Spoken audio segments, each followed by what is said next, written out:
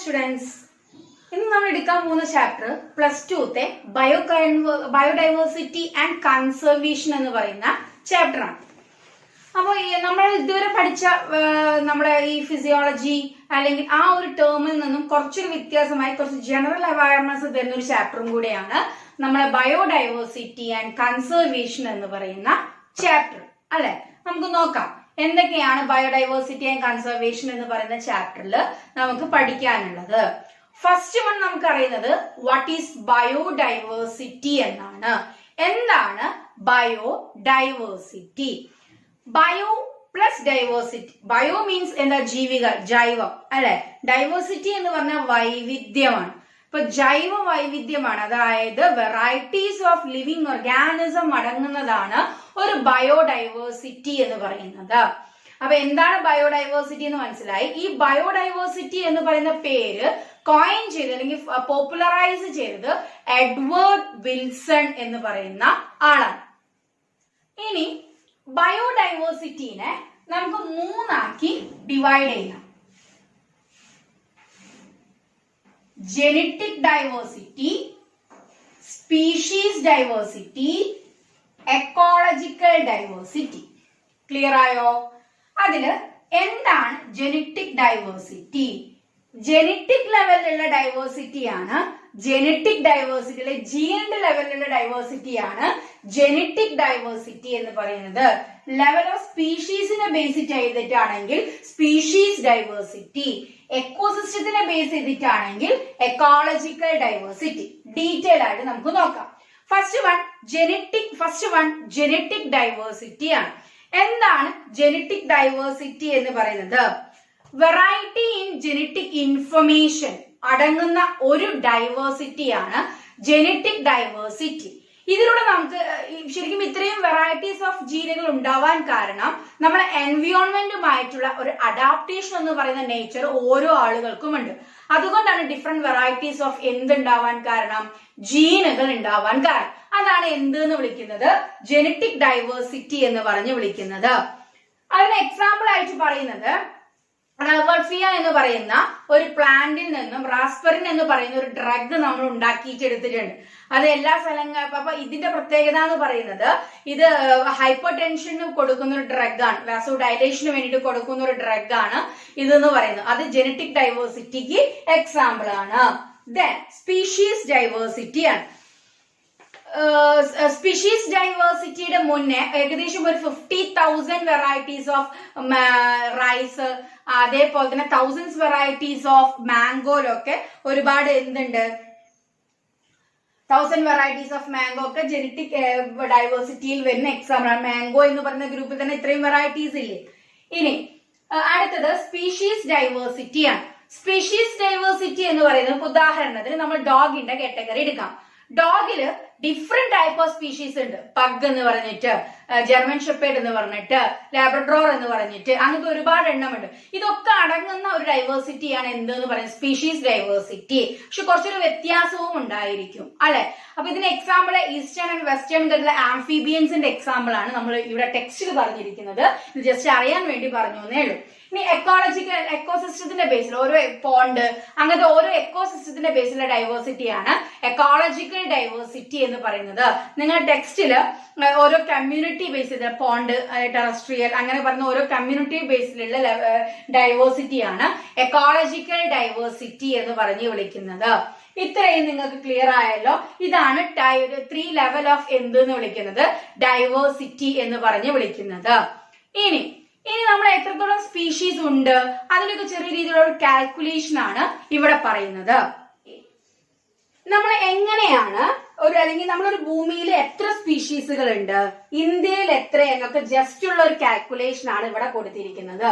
അത് നാം പറയുന്നത് IUCN, international union of conservation of nature എന്ന് പറയുന്ന ആ ഒരു ടീം ഏകദേശം number of plants and animals എന്ന് പറയുന്നത് 1.5 മില്യൺ ആണ് എന്നാണ് പറയുന്നത്. റോബർട്ട് മേയുടെ കണക്ക് പ്രകാരം ഗ്ലോബൽ സ്പീഷീസ് ഡൈവേഴ്സിറ്റി എന്ന് പറയുന്നത് 7 മില്യൺ ആണ്. പിന്നെ പറയുന്നത് ഓൾ സ്പീഷീസില് 70% ഓഫ് ആനിമലും 22% ഓഫ് ആരുമാണ് എന്നാ പറയുന്നത്? പ്ലാന്റുമാണ് എന്നാണ് പറയുന്നത്. ഇനി ഈ 70% റേഷ്യോ എന്ന് പറയുന്നത് ഒരു 10 മെമ്പേഴ്സ് ഉണ്ട്, അതിൽ 7 ഇൻസെക്റ്റ് ആണ്. അതായത് മെമ്പേഴ്സ് പോപ്പുലേഷൻ കൂടുതൽ ആർക്കാണ്? ഇൻസെക്റ്റിനാണ്. പിന്നെ എന്ന് പറയുന്നത് നമ്മളെ ഫംഗസ് എന്ന് പറയുന്ന ഗ്രൂപ്പില്ലേ, അവര് നമ്മളെ ഫിഷസ്, ആംഫീബിയൻസ്, റെപ്റ്റൈൽസ്, മാമൽസിനേക്കാളൊക്കെ കൂടുതൽ നമ്പേഴ്സ് ഉണ്ട് എന്നാണ് ഈ കണക്ക് പ്രകാരം പറയുന്നത്. പിന്നെ എന്ന് പറയുന്നത് ഈ ഇന്ത്യ എന്ന് പറയുന്നത് ടോട്ടൽ വേൾഡ് ഏരിയയുടെ 2.54% ഉള്ളൂ.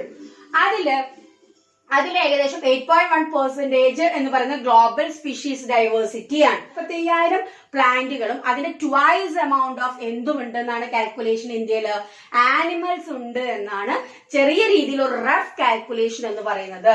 ഇനി നമ്മുടെ ഈ ഒരു മെഗാ ഡൈവേഴ്സിറ്റി അല്ലെങ്കിൽ നമ്മുടെ ഇന്ത്യയുടെ റാങ്ക് വേൾഡ് വൈഡ് നോക്കുമ്പോൾ 12th റാങ്ക് ആണ് ഇന്ത്യക്കുള്ളത്. ഏകദേശം ഒരു റഫ് കൗണ്ട് എന്ന് പറയുന്നത് IUCN 2004 ഇതിൽ നിന്നും വാരി ചെയ്തിട്ടുണ്ടാകും. ഇപ്പൊ 2004 ഏകദേശം പറഞ്ഞ കാൽക്കുലേഷൻ ആണ് ഇത്രയും. അപ്പൊ റോബർട്ട് മേ ആരാന്നുള്ളതൊക്കെ ക്ലിയർ ആയല്ലോ. ഇനി നമുക്ക് എത്രത്തോളം സ്പീഷീസിനെ ഏകദേശം കണ്ടുപിടിക്കാനുണ്ട് എന്നുള്ളത് നമുക്ക് നോക്കണം അല്ലെ.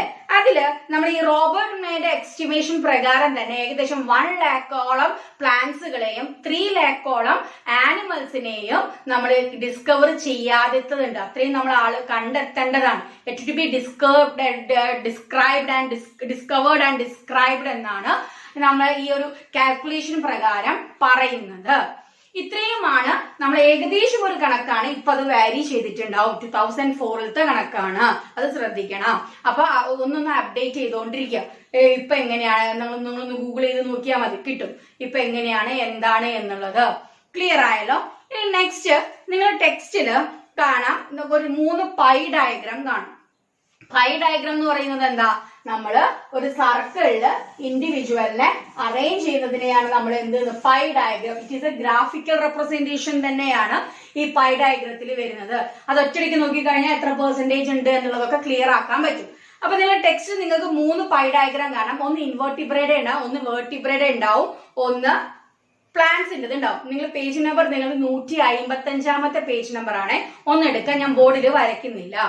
അതില് നിങ്ങൾക്ക് കാണാം ഇൻവെർട്ടിബ്രയില് ഏറ്റവും കൂടുതൽ ആരാണ്, എങ്ങനെയാണ് അതിന്റെ ഓർഡർ വരുന്നത്, അത് നിങ്ങളൊന്ന് ഡിസെൻഡിങ് ഓർഡറിൽ കൊടുക്കുക. ആരൊക്കെയാണ്, എന്തൊക്കെയാണ്, എങ്ങനെയൊക്കെയാണ് വരുന്നത്. ഏറ്റവും കൂടുതൽ ഇൻസെക്ട്സ് ആണ് അല്ലെ. പിന്നെ അതർ ആനിമൽ ഗ്രൂപ്പ് ആണ്. പിന്നെ ആരാണ് ലാസ്റ്റ് ആണ് ക്രസ്റ്റേഷ്യൻ വരിക, then Mollusca, last one crustacean. അതേപോലെ വെർട്ടിബ്രേറ്റില് 50% ഫിഷ് ആണ്.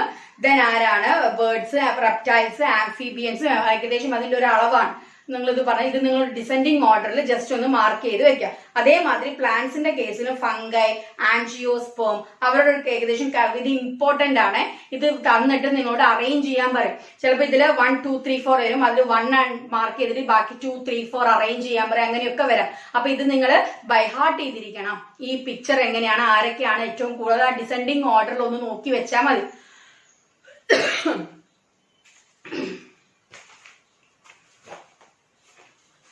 Next section pattern of biodiversity ആണ്.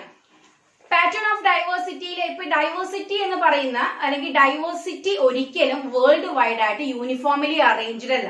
ഇതിന് കാരണം രണ്ട് കാരണങ്ങളാണ്. ഒന്ന് ലാറ്റിറ്റ്യൂഡിനൽ ഗ്രേഡിയന്റും ഒന്ന് സ്പീഷീസ് ഏരിയ റിലേഷൻഷിപ്പുമാണ്. നോക്കാം ഓരോന്നും എന്താ എന്നുള്ളത്. ഫസ്റ്റ് വൺ ലാറ്റിറ്റ്യൂഡിനൽ ഗ്രേഡിയന്റ് നോക്കാം. നമുക്കൊരു ഗ്ലോബിനെ വരച്ചു കഴിഞ്ഞാല് ഈ രണ്ട് എൻഡും എന്താണ്? പോളാർ റീജിയൻ ആണ് അല്ലെ.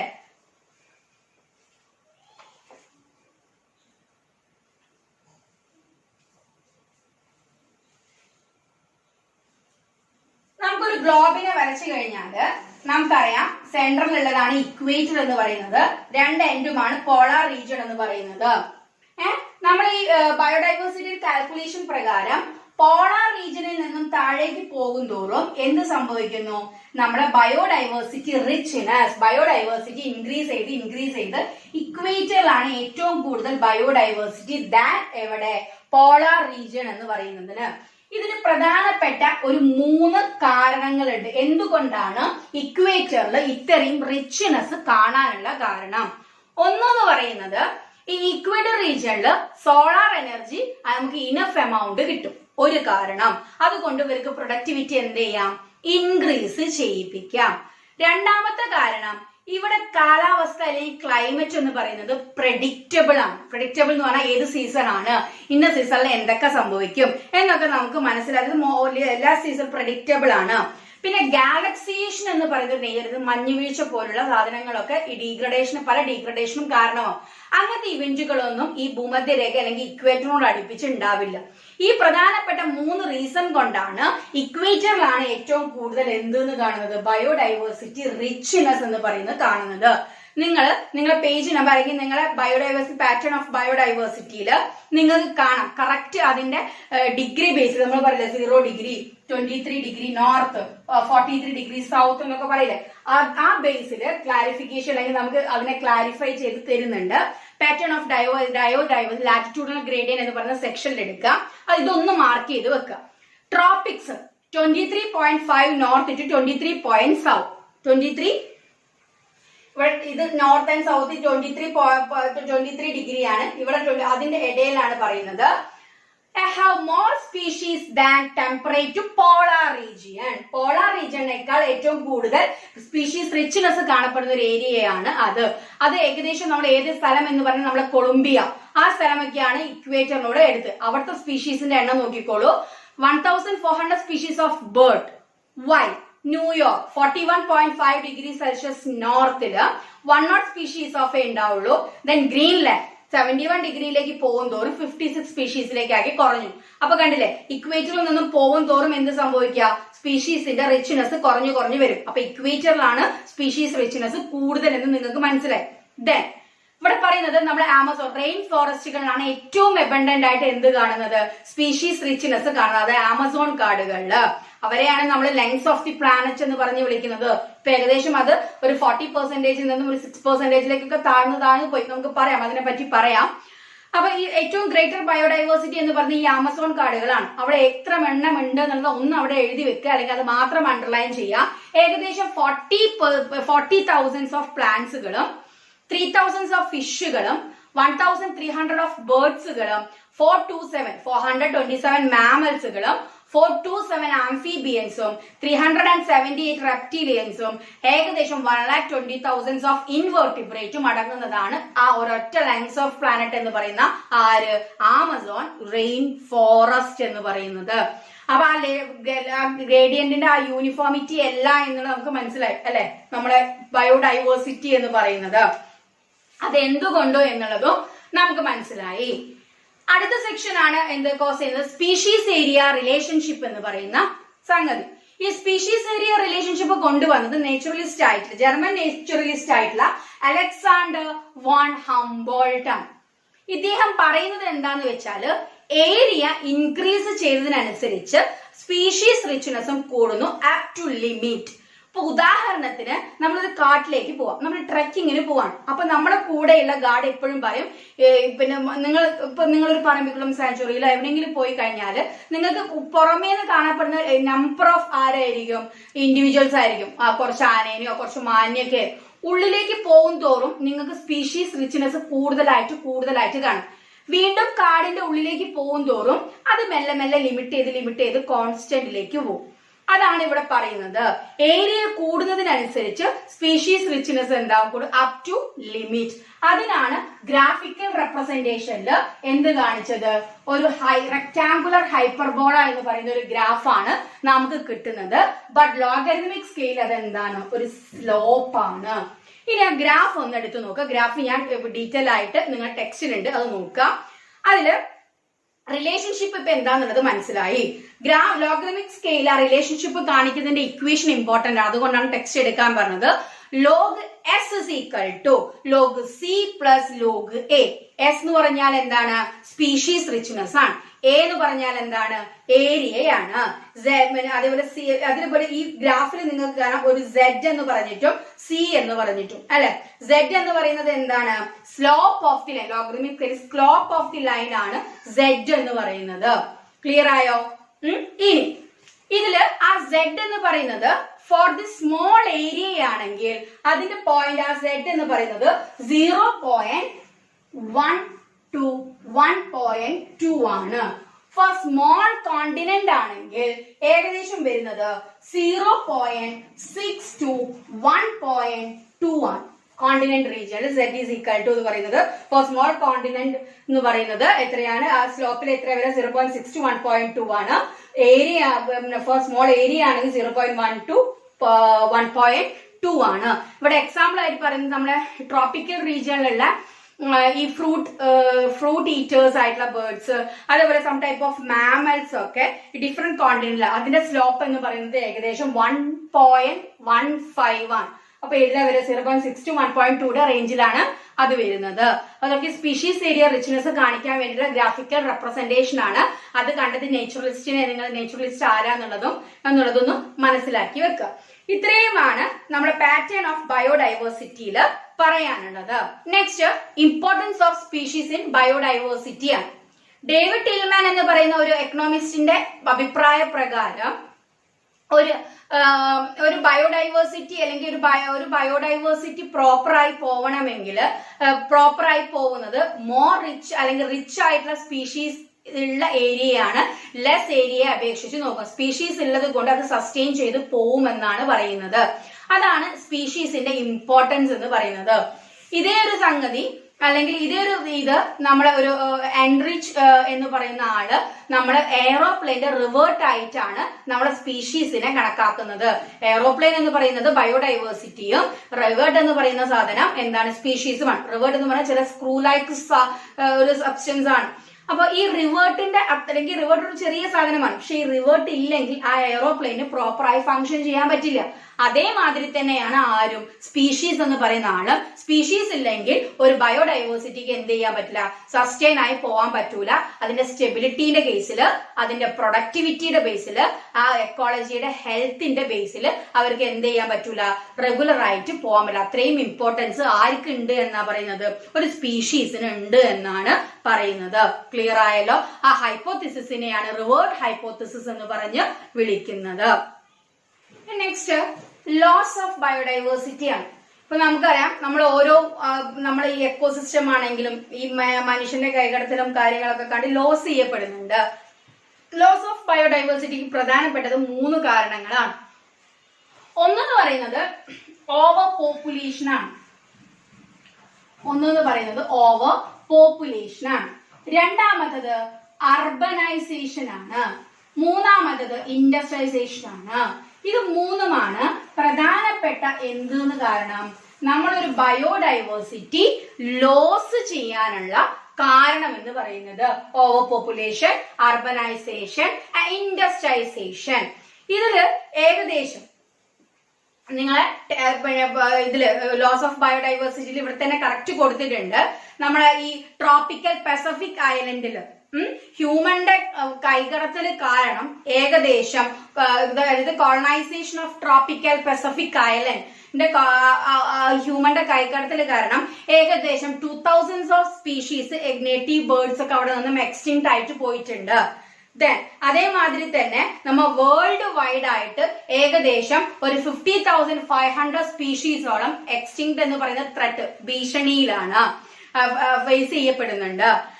അതേപോലെ തന്നെ അറ്റ് പ്രസന്റില് നമ്മൾ പ്ലാന്റിന്റെ കേസൊക്കെ എടുത്തു നോക്കുമ്പോൾ നമ്മൾ 31% ഓഫ് ജിംനോസ്പേംസ്, ആൻജിയോസ്പേംസുകള്, 32% of amphibians, reptilians, some type of mammals അടക്കം ഇപ്പൊ ഫേസ് ടു ത്രെറ്റ് എക്സ്റ്റിങ്ക്ട് എന്നാണ് അല്ലെ. അപ്പൊ അതൊക്കെ നമുക്ക് ഒഴിവാക്കാൻ വേണ്ടി നമുക്ക് എന്തൊക്കെ ചെയ്യാൻ പറ്റും എന്നുള്ളത് നോക്കാം അല്ലെ. ഇനി അടുത്തത് നിങ്ങൾ ഈ ഭാഗത്ത് തന്നെ ഒരു ബോക്സ് വരയ്ക്കുക, 2 കോളമാക്കി തിരിക്കാം. ഒരു ബോക്സിൽ 2 കോളമാക്കി തിരിക്കാം.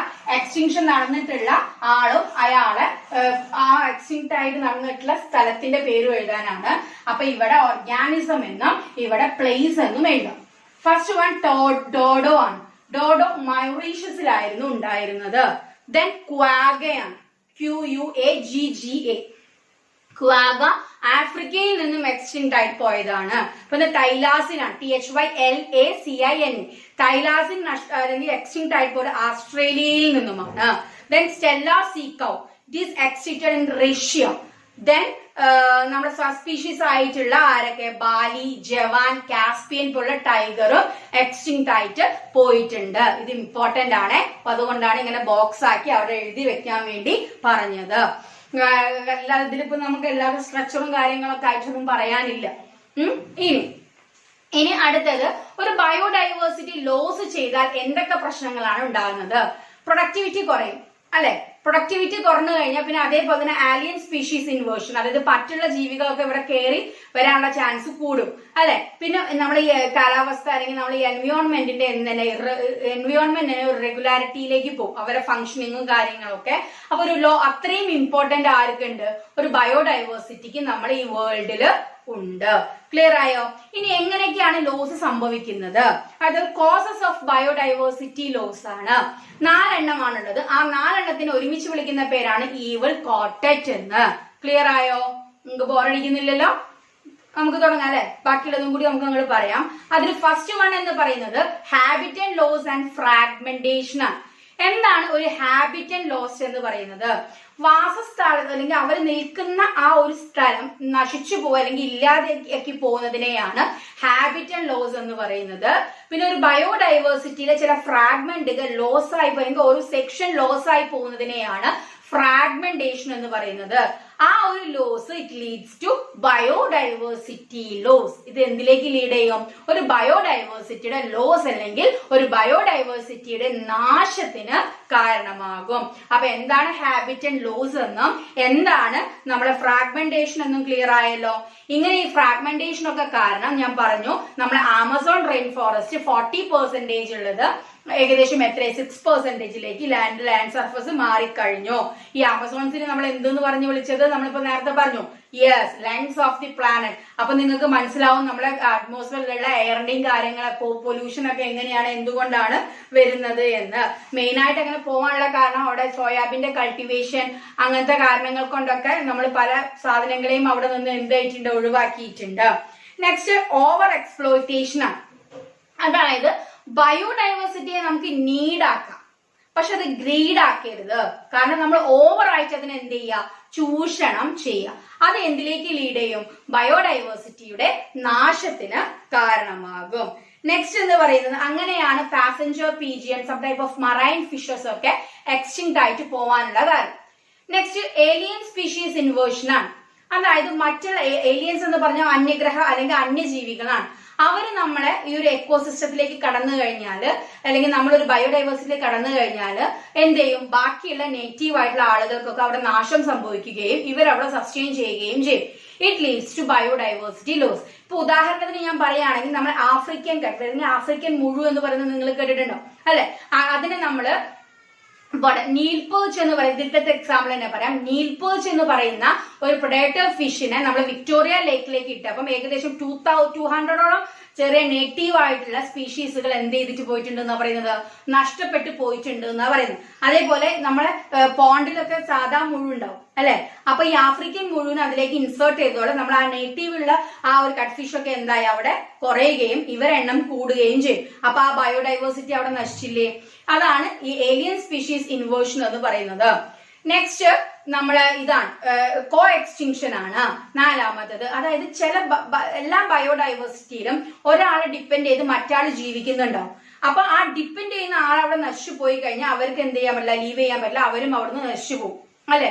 അങ്ങനെയാണ് ഡോഡോന്റെ എക്സ്റ്റിങ്ഷൻ. കാരണം കവേരിയൻസ് എന്ന് പറയുന്ന ഓർഗാനിസം അവിടെ നിന്നും ഇല്ലാതെ ആയിട്ടുണ്ട്, അവിടെ നിന്നും മൈഗ്രേറ്റ് ചെയ്ത് പോയിട്ടുണ്ട്.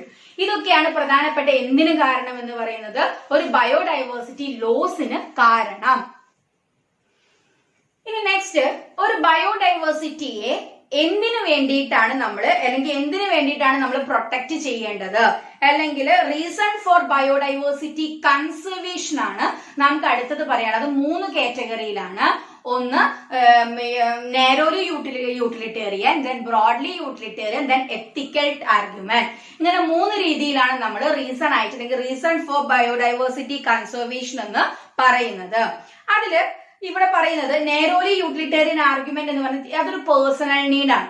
അതായത് നമുക്ക് ഫയർവുഡിന് വേണ്ടിയിട്ട്, അതേപോലെ ഫയറിന് വേണ്ടിയിട്ട്, അങ്ങനത്തെ ചെറിയ രീതിയിലുള്ള ഗംസ് അല്ലെങ്കിൽ മെഡിസിനൽ ഇമ്പോർട്ടൻസിനൊക്കെ വേണ്ടിയിട്ട് എന്ത് ചെയ്യുക, ഒരു ചെറിയ രീതിയിൽ എക്കോണമിക്കൽ ഇമ്പോർട്ടൻസിന് വേണ്ടിയിട്ടാണ് ചെറിയ ഉപയോഗ കാരണങ്ങൾ.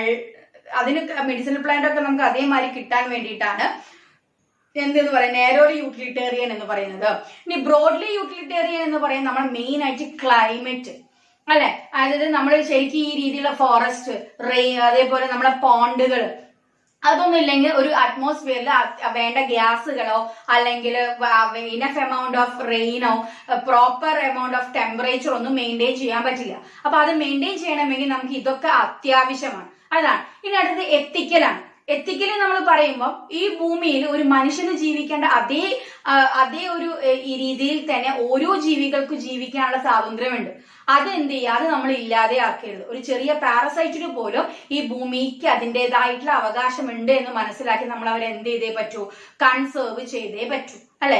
ഈ രീതിയിലൊക്കെയാണ് നമ്മൾ ഈ ഇതൊക്കെ ആലോചിച്ചിട്ട് വേണം നമ്മൾ എന്ത് ചെയ്യുക, ഒരു ബയോഡൈവേഴ്സിറ്റി കൺസേർവ് ചെയ്യുക. അല്ലെങ്കിൽ മനുഷ്യന്മാർക്ക് മാത്രമല്ല ഈ ഭൂമിയിൽ ജീവിക്കാൻ പറ്റുന്നത് അല്ലെങ്കിൽ ജീവിക്കേണ്ടത്, മറ്റുള്ളവർക്കും ഈ ഭൂമിക്ക് അവകാശമുണ്ട് എന്ന രീതിയിൽ ഒരു സദാചാരപരമായിട്ട് നമ്മൾ എന്ത് ചെയ്യണം, ഈ ബയോഡൈവേഴ്സിറ്റിയെ കൺസേർവ് ചെയ്തേ പറ്റൂ. ഇനി ഒരു ബയോഡൈവേഴ്സിറ്റിയെ നമുക്ക് എങ്ങനെയൊക്കെ കൺസേർവ് ചെയ്യാം, അതാണ് ഇനി അടുത്തത് നമുക്ക് നോക്കേണ്ടത്. നിങ്ങളൊരു പേപ്പർ എടുക്കുക. ആ ബയോഡൈവേഴ്സിറ്റിയെ കൺസേർവ് ചെയ്യുക അല്ലെങ്കിൽ ബയോഡൈവേഴ്സിറ്റിയെ കൺസേർവ് ചെയ്യുന്നത് നിങ്ങൾ ഈ ഒരു ചാർട്ട് പഠിച്ചാൽ മതി. വേറെ ഒന്നും നിങ്ങൾ പഠിക്കേണ്ട. ഞാനിപ്പോ പറയുന്ന ചാർട്ട് പഠിച്ചാൽ മതി. അതില് ബയോഡൈവേഴ്സിറ്റി കൺസർവേഷൻ എന്ന് എഴുതിയിട്ട് അതിനെ 2 പാർട്ടാക്കി തിരിക്കാം. ഇത് എഴുതിയിട്ട് നമുക്കിത് ലെക്ചർ ചെയ്യാം. അതിൽ ഒന്ന് ഇൻസിറ്റു കൺസർവേഷൻ, രണ്ടാമത് എക്സിറ്റു കൺസർവേഷൻ എന്ന് എഴുതാം. ബയോഡൈവേഴ്സിറ്റി എന്ന് പറയുന്ന ഡൈവേഴ്സിറ്റി 2 പാർട്ടാക്കി തിരിക്കാം. In situ conservation and ex situ conservation. അതേ രീതിയിൽ ഇൻസിറ്റുവിനെ 5 ആക്കി ഡിവൈഡ് ചെയ്യാം. ഇൻസിറ്റു കൺസർവേഷൻ 5 ആക്കി ഡിവൈഡ് ചെയ്യുക. അതിൽ ഒന്ന് ഹോട്ട്സ്പോട്ട് ആണ്, പിന്നെ ബയോസ്ഫിയർ റിസർവുകളാണ്, നാഷണൽ പാർക്കാണ്, വൈൽഡ് ലൈഫ് സാങ്ച്വറി ആണ്, സ്കേഴ്സ്ഡ് ഗ്രൂസ് ആണ്. ഒന്നുകൂടി ഞാൻ പറയാം. ഒന്ന് ഹോട്ട്സ്പോട്ട് ആണ്, രണ്ടാമത് ബയോസ്ഫിയർ റിസർവ് ആണ്, ദെൻ നാഷണൽ പാർക്ക് ആണ്, വൈൽഡ് ലൈഫ് സാങ്ച്വറി ആണ്, സ്കേഴ്സ്ഡ് ഗ്രൂസ് ആണ്. ക്ലിയർ ആയോ? ഇനി എക്സിറ്റു കൺസർവേഷനിൽ എഴുതാം botanical garden, zoo, seed bank, tissue culture propagation, cryopreservation of gametes. ഇത്രയും എഴുതി വെക്കാം.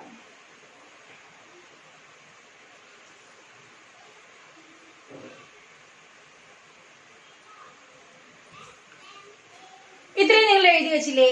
ഇനി നമുക്ക് ഓരോന്നും നോക്കാം. ഞാൻ ഇവിടെ എഴുതിയിട്ടില്ല കേട്ടോ, നിങ്ങൾ അത് എഴുതിയിട്ടുണ്ടാവും എന്ന് വിശ്വസിക്കുന്നു. അതില് ഇൻസിറ്റു കൺസർവേഷൻ എന്ന് പറഞ്ഞാല് ഓൺസൈറ്റ് കൺസർവേഷൻ ആണ്. എന്താണ് ഈ ഓൺസൈറ്റ് കൺസർവേഷൻ എന്ന് പറഞ്ഞാല്? ഇപ്പൊ ആ ഒരു ഓർഗാനിസം എവിടെയാണോ അവിടെ നിർത്തിയിട്ട് കൊണ്ട് തന്നെ അതിനെ കൺസേർവ് ചെയ്യാം. അതാണ് ഓൺസൈറ്റ് കൺസർവേഷൻ എന്ന് പറഞ്ഞാല്. ഇപ്പൊ അതിൽ വരുന്ന ഹോട്ട്സ്പോട്ട്, ഇപ്പൊ നമ്മളെ ചില കുരങ്ങ് മങ്കീസിന്റെ ഗ്രൂപ്പ് ഒന്നും ചില സ്ഥലങ്ങളിൽ സൈലന്റ് വാലിയിലൊക്കെ മാത്രമായി കണ്ടുവരുന്ന ചില കുരങ്ങു വർഗ്ഗങ്ങളുണ്ട്. അതിനെ നമ്മൾ സൈലന്റ് വാലിയിൽ വെച്ചിട്ട് തന്നെ നമ്മൾ എന്ത് ചെയ്യുക, അതിനെ പ്രിസർവ് ചെയ്യുക അല്ലെങ്കിൽ അതിനെ സംരക്ഷിക്കുക. അതിനെ ആ ഒരു ലൊക്കാലിറ്റിയിൽ നിന്നും എടുക്കാണ്ട് നിൽക്കുക. അതാണ് എൻഡമിക് സ്പീഷീസ് ഒക്കെ എന്ന് പറഞ്ഞാൽ. ആ ഒരു സിറ്റുവേഷനിൽ അവർക്ക് ലീവ് ചെയ്യാനും പറ്റുള്ളൂ.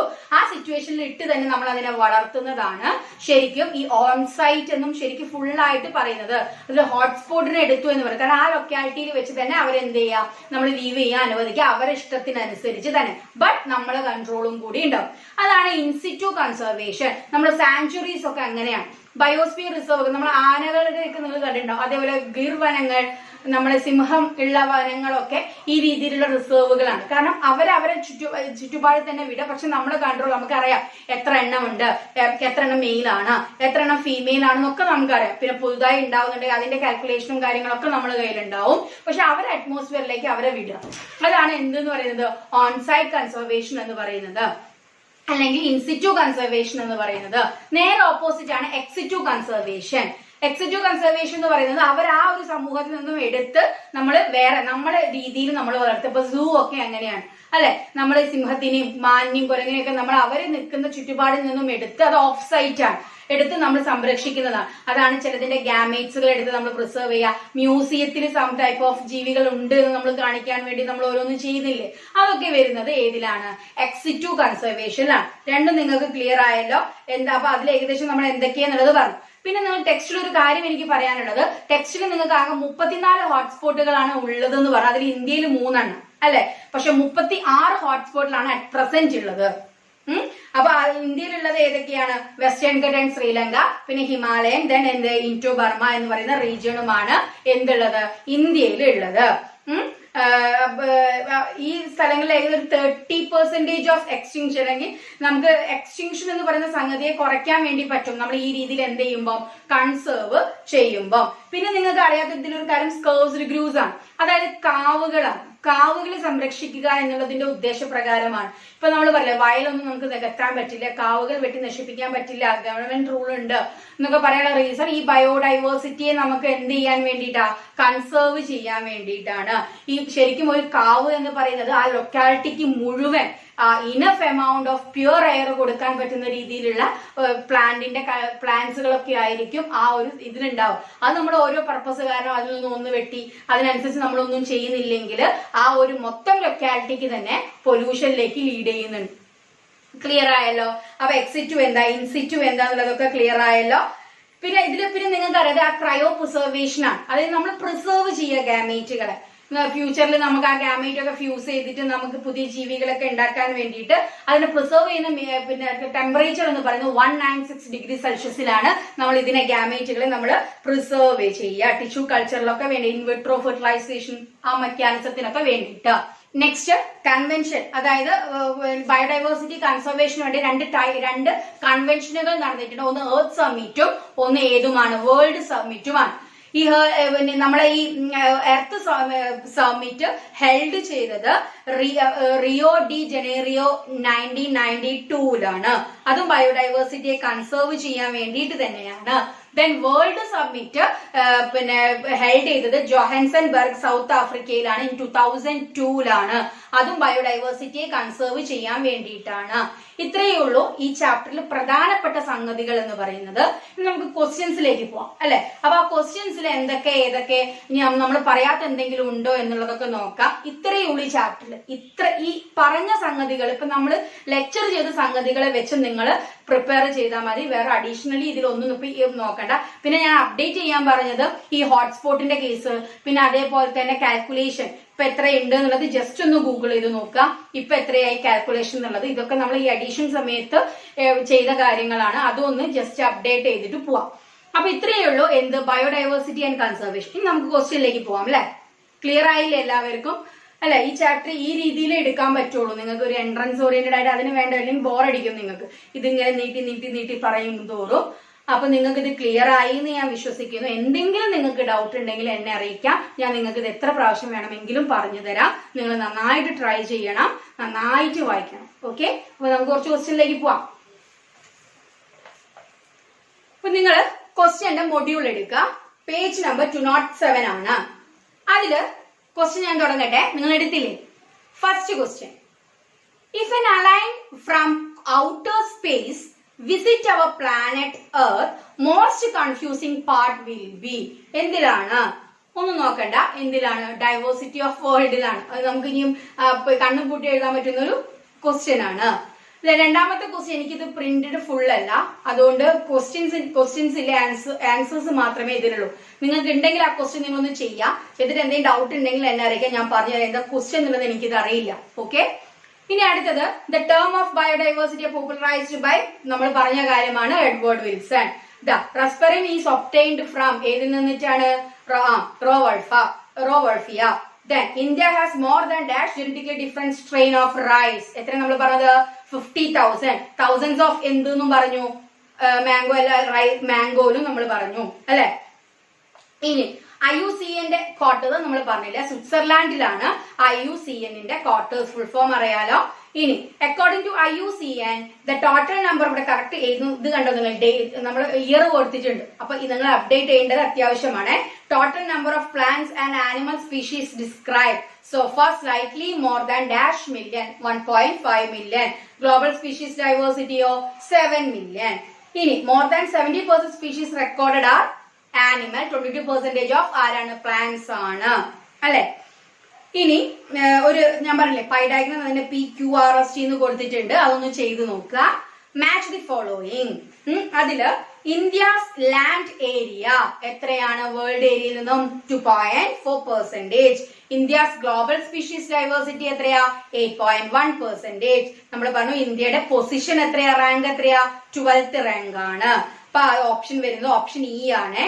ഇനി the identifying and description most useful scientist R, അങ്ങനെ ഡിസ്ക്രൈബ് ചെയ്യുന്നത് അനാട്ടമിസ്റ്റ് അല്ല, ഫിസിയോളജി മാത്രമേ ഉള്ളൂ, ബൊട്ടാണിസ്റ്റ് മാത്രമല്ല, സുവോളജിസ്റ്റ് അല്ല, ചെയ്യുന്നത് ആരാണ്, ടാക്സോണമിസ്റ്റ് ആണ്. ഇനി the diversity of plant and animal are uniform this world, diversity of plants and animal are uniform in this world statement is wrong ആണോ കറക്റ്റ് ആണോ? അല്ല. പാറ്റേൺ ഓഫ് ഡൈവേഴ്സിറ്റിയിൽ നമ്മൾ പറഞ്ഞ diversity of plants and animals എന്തല്ല, not uniform ആണ്. Polar റീജിയണിൽ നിന്നും ഇക്വേറ്റർ റീജിയണിലേക്ക് വരുന്തോറുമാണ് അത് കൂടുന്നത് എന്നൊക്കെ നമ്മൾ പറഞ്ഞില്ലേ. ഓക്കെ, ഇനി ചൂസ് ദ റോങ് മാച്ച്. നമ്മൾ പറഞ്ഞ കാര്യം കൊളംബിയയിൽ, ഇതിന്റെ ബേസിൽ തന്നെ കൊളംബിയയിൽ എത്ര സ്പീഷീസ് ബേർഡ്സ് ഉള്ളത്, 4,000 സ്പീഷീസ് ആണുള്ളത്. ന്യൂയോർക്കിൽ 105 ആണ്. ഗ്രീൻലാൻഡിൽ എത്തുമ്പോഴത്തേക്കും എത്രയാണ്, 71 സ്പീഷീസ് ഓഫ് ബേർഡ്സ് ആണോ? അല്ല. എത്രയാണ്, 56%. അപ്പൊ തെറ്റ് ഏതാണ്, ഗ്രീൻലാൻഡ് ആണ്. ഇനി the scientists estimated that the rainforest there must be at least dash insect species waiting to discovered and named. അത് നമ്മൾ അവിടെ പറയാൻ വിട്ടുപോയിട്ട് ഏകദേശം 2 million സ്പീഷീസുകളാണ്. ഇനി the greatest biodiversity on earth is seen in, എവിടെയാണ്, ആമസോൺ റെയിൻ ഫോറസ്റ്റ് അല്ലെ, എവിടെയാണ്, rain forest, option D ആണ്. ഇനി more diversity is seen in, അത് നിങ്ങൾ അതിന്റെ ആ ഒരു ഡിസെൻഡിങ് ഓർഡറിൽ നിങ്ങളൊന്ന് എഴുതി വെക്കുക. ഇത് മാത്രമല്ല കേട്ടോ ഉള്ളത്, എഴുതി വെച്ചോളാം. Brazil, Colombia, Ecuador, Mexico, Peru, Venezuela, VENIZUELA, then US, United State. ഇതാണ് അതിന്റെ ഓർഡർ. ഇൻ ഏഷ്യയില് China, Indonesia, India, Philippines and Malaysia. ഇതാണ് നമ്മുടെ ഏഷ്യത്തെ ഈ ഡൈവേഴ്സിറ്റിയുടെ ഡിസെൻഡിങ് ഓർഡർ. അപ്പൊ ഇവിടെ ഏതാ വരുന്നത് പറഞ്ഞേ, ഏതായിരിക്കും? ഓപ്ഷൻ എ ആണ്, Mexico, Peru, Ecuador. Next the tropic, അത് നിങ്ങൾ ചെയ്യണം. ട്രോപ്പിക്കൽ ലാറ്റിറ്റ്യൂഡിന്റെ കാര്യങ്ങളാണ്, നമ്മൾ പറഞ്ഞ കാര്യങ്ങളാണ്, അതൊന്ന് നിങ്ങളൊന്ന് ചെയ്ത് നോക്കുക. ഇനി Alexander von Humboldt worked in, എവിടെയാണ്, അത് നമ്മൾ പറഞ്ഞിട്ടില്ല എവിടെയാണുള്ളത്. വർക്ക് ചെയ്തത് നമ്മൾ അമേരിക്കൻ ജംഗിളിലാണ്, സൗത്ത് അമേരിക്കൻ ജംഗിൾ. ക്ലിയർ ആയല്ലോ. ഇനി in fact the relation between species richness and area for wide variety of taxa turn out be straight line ആണോ, rectangular hyperbola ആണോ, logarithmic scale എന്ന് ചോദിച്ചിട്ടില്ല. അപ്പൊ ഏതാണ്, rectangular hyperbola ആണ്. regarding species area relationship by equation, ഞാൻ പറഞ്ഞു equation നിങ്ങൾ പഠിച്ചു വെക്കണം. log s is equal to log c plus z log a. c എന്താ, s എന്താ, z എന്താ, a എന്താ അറിയാലോ. ഇനി s is equal to ca raised to z. in this equation c stand for, c എന്താ, y intercept ആണ്. നിങ്ങൾക്ക് അറിയാം അല്ലെ. ഇനി the frugivorous birds എന്ന് പറഞ്ഞാൽ ആരാണ്, ഫ്രൂട്ട് ഈറ്റിംഗ് ബേർഡ്സ് ആണ്. and mammal in the tropical forest different continent the slope is found be, different കോണ്ടിനെന്റിന്റെ സ്ലോപ്പ് എത്രയാണ് നമ്മൾ കാണിച്ചത്, 1 to 1.5. കോണ്ടിനെന്റിന്റെ എത്രയായിരുന്നു, 1.2 വരെയാണ് അല്ലെ. ഇനി for long decade ecologists believed that the communities with more species tend to more stable than those with less species. ശരിയല്ലേ, നമ്മൾ സ്റ്റെബിലിറ്റിയുടെ ബേസിൽ പറഞ്ഞപ്പോ ആണ്, അത് അബ്സല്യൂട്ട്ലി കറക്റ്റ് ആണ് അല്ലെ. ഇനി ടിൽമാൻ, ഡേവിഡ് ടിൽമാൻ, അദ്ദേഹമാണ് പറഞ്ഞത് after doing long term ecosystem experiment proved that, എന്താ അദ്ദേഹത്തിന് മനസ്സിലായി, more species showed less year to year variation in biomass അല്ലെ. ഇനി Stanford ecologist Paul Ehrlich, the contribution is എന്ത് ഹൈപ്പോത്തസിസ് ആണ്, റിവേർട്ട് പോപ്പർ ഹൈപ്പോത്തസിസ്. എയർപ്ലെയിൻ വെച്ച് നമ്മൾ പറഞ്ഞില്ലേ. According to IUCN Red List, document the extinction of dash species in last 500 years. നിങ്ങൾ ഇതിൽ കൊടുത്തിരിക്കുന്നത് ആ ടൈമിൽ 784 ആണ്. പക്ഷെ അറ്റ് പ്രസന്റിൽ നിങ്ങളൊന്ന് നോട്ട് ചെയ്ത് വെച്ചോളാം, 869. അതുപോലെ ഹോട്ട്സ്പോട്ടിന്റെ കേസ് ഞാൻ ലെക്ചർ ചെയ്തപ്പോ പറഞ്ഞിട്ടുണ്ടോ തോന്നുന്നു, 34 ആണുള്ളത്. പക്ഷെ ഇപ്പൊ അറ്റ് പ്രസന്റിൽ എത്രയാണ്, 36 ആണ്.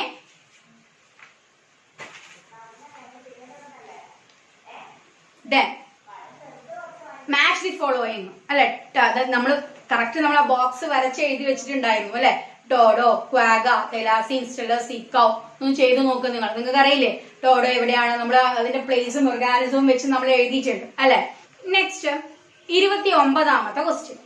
29ാമത്തെ ക്വസ്റ്റ്യൻ പറയുന്നതിന് മുന്നേ നമ്മൾ ഇത് പറയാൻ വിട്ടുപോയി നമ്മളെ നേരോലി യൂട്ടിലിറ്റേറിയനില് വാട്ട് ഈസ് ബയോ പ്രോസ്പെക്ടിങ് എന്ന് പറയുന്നത്. എന്താണ് ബയോ പ്രോസ്പെക്ടിങ് എന്ന് പറഞ്ഞാല് നമ്മള് ചില പ്ലേസിലൊക്കെ മെഡിസിനൽ നമുക്ക് എക്കോണമിക്കലി ഇമ്പോർട്ടൻസ് ഉള്ള ആനിമൽസിനും ഇതിനൊക്കെ സെർച്ച് ചെയ്യാം, ഈ നമുക്ക് ഡ്രഗ്സ് ഉണ്ടാക്കാനും അങ്ങനത്തെ കാര്യങ്ങൾക്കൊക്കെ വേണ്ടിയിട്ട്.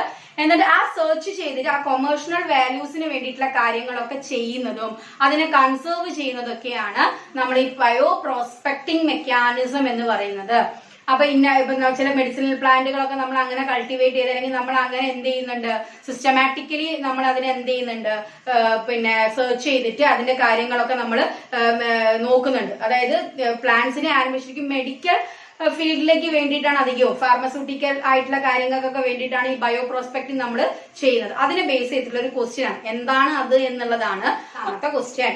Which increasing resources put in to nations endowed with rich biodiversity can expect it to be reap enormous benefit come under. ഏതാണ് പിന്നെ ബയോ പ്രോസ്പെക്ടിങ് ആണ്. ബയോ മാഗ്നിഫിക്കേഷൻ എന്താണ്, പെസ്റ്റിസൈഡ്സിന്റെ ബേസിൽ. പിന്നെ ബയോലൂമിന് ലൈറ്റ് എമിറ്റ് ചെയ്യുന്ന ഓർഗാനിസത്തിനെ ഇതേ രീതിയിൽ നമ്മൾ സെർവ് ചെയ്യുന്നത്. ബയോ ഫോർട്ടിഫിക്കേഷൻ നമ്മൾ ബ്രീഡിംഗിൽ പഠിച്ചതാണ്. ബയോ എത്തിക്സ് എന്ന് പറഞ്ഞാൽ ഈ മെഡിക്കൽ ഫീൽഡിലൊക്കെ കുറച്ച് എത്തിക്സുകളും കാര്യങ്ങളൊക്കെ ഉണ്ട്. അതിനെ പറ്റിയുള്ള സ്റ്റഡി, എത്തിക്കൽ ഇഷ്യൂസിനെ പറ്റിയിട്ടൊക്കെയാണ് അതിൽ വരുന്നത്. നെക്സ്റ്റ് കൺവെൻഷൻ ആണ്, അത് നിങ്ങളൊന്ന് ചെയ്യുക. ഡയറക്റ്റ് ക്വസ്റ്റ്യൻ ആണ്. അപ്പൊ ഇത്രയേ ഉള്ളൂ ഈ ചാപ്റ്ററിൽ. അപ്പൊ കുറച്ചൊക്കെ നിങ്ങൾക്ക് ബോറടിച്ചിട്ടുണ്ടാവും. ഇനിയിപ്പോ നിങ്ങൾ ഇല്ല എന്ന് പറഞ്ഞാലും നമുക്കറിയാം, കാരണം നമ്മളും ഇതൊക്കെ കേട്ടിട്ടല്ലേ വന്നത്. അപ്പൊ അതുകൊണ്ട് പിന്നെ നിങ്ങൾക്ക് ബോറടിച്ചാലും ഇത് പോസിറ്റീവായിട്ട് എടുത്തിട്ട് നന്നായിട്ട് ഇത് വായിക്കുക. നന്നായിട്ട് വായിച്ച് നിങ്ങൾക്ക് ഒരു ജനറൽ അവയർനെസ് കൂടും ചെയ്യും. ഞാൻ പറഞ്ഞ കാര്യങ്ങളൊക്കെ ഒന്ന് അപ്ഡേറ്റും ചെയ്യാം. അപ്പൊ ഇത്രയേ ഉള്ളൂ ഈ ചാപ്റ്ററിൽ. നമുക്ക് നെക്സ്റ്റ് ചാപ്റ്റർ ആയിട്ട് കാണാം. Thank you.